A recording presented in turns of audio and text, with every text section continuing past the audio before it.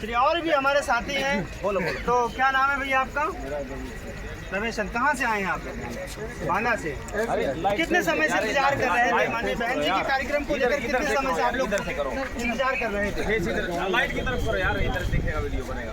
इधर आ जाओ। कब से इंतजार कर रहे थे? पहले इधर आओ यार, इधर आओ, इधर से बनाओ वीडियो।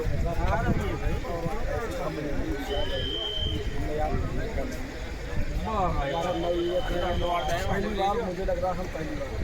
अच्छा, आप पहली बार आए हैं? तो रमा भाई, पार्क में जो आप आए हैं, तो आपको ये पार्क को देखकर कैसा लग रहा है? बहन जी के शासनकाल को देखकर क्या अंदाजा लगा सकते हैं आपके? बहन जी का जब शासनकाल रहा होगा और ये पार्क बसा है और ये रेखा देख रहे हैं अपन लोग, तो कैसा लग रहा है? तो मुझे लग रहा है कम है हमारे पास। बिल्कुल, क्योंकि इतना भव्य देखने के बाद जैसे हम उनके शासन जानकारी विशेष आज प्रेजेंट पर देखने पर लग रहा है कि नहीं। ए भैया और भी हमारे साथ देखिए, जैसे सबसे पहले नाम बता दो सर। हमारा नाम शक्ति अम्बेडकर, हम कैथल हरियाणा से आए हैं। और जैसे सम्राट अशोक के कार्यकाल में बड़ी बड़ी इमारतें हुआ करती थी, बहन जी की कार्यकाल में भी वही इमारतें, वही बुद्ध का शासन वही होगा, वही इमारतें उगती हैं धरती पे।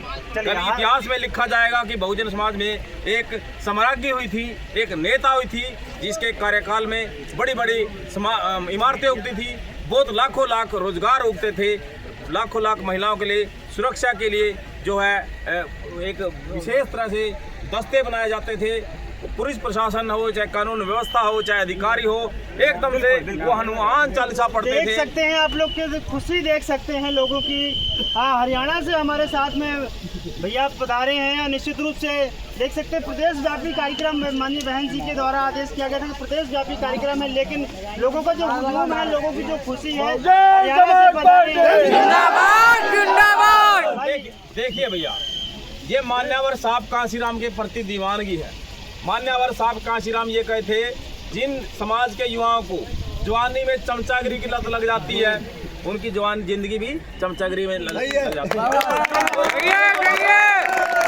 हम लोगों को जवानी में मिशन का नशा हो गया। जब नशा अम्बेडकरवाद का हुआ है तो लत अम्बेडकरवाद की है, तो नशा तो शरेआम होगा ना। क्या अंदाजा लगा सकते हैं कि पब्लिक को देखकर और ऐसे कार्यक्रम को देखकर क्या अंदाजा लगा सकते हैं कि आने वाले समय में क्या परिवर्तन निश्चित रूप से नजर आ रहा है?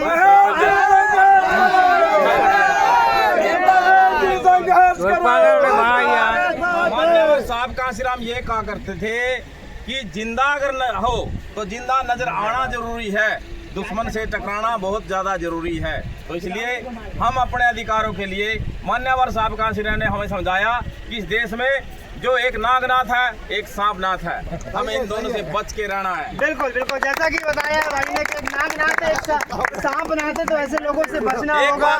एक और हमारे दादा हैं, तो दादा सबसे पहले आपका नाम जानना चाहेंगे। मेरा नाम शिव कुमार गौतम। कहाँ से बता रहे हैं आप? रुड़की हरिद्वार। रुड़की हरिद्वार, अच्छा। चलिए, तो कैसा लग रहा है आपको कार्यक्रम? बहुत ही अच्छा लग रहा है, दिलों मन में इसने वो खटता है, कोई शब्द नहीं आएंगे।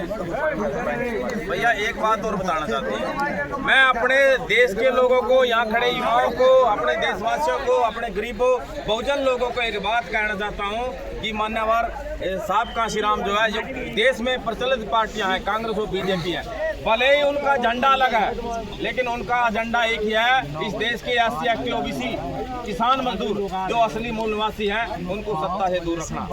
और इनका नया सपोला अब झाड़ू लेकर के आया केजरीवाल, उससे बच कर रहना।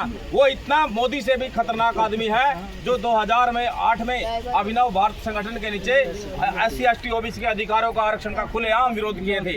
और वो ऐसा दोहरे चरित्र का आदमी है, पीछे भगत सिंह का फोटो लगाता है, बाबा साहब का लगाता है, दोनों ही नास्तिक हैं। और CM की चेयर पर बैठ के ये कहता है कि इस देश के नोटों पर देवी देवता की फोटो होना चाहिए, हम बूढ़ों को तीर्थ कराएंगे।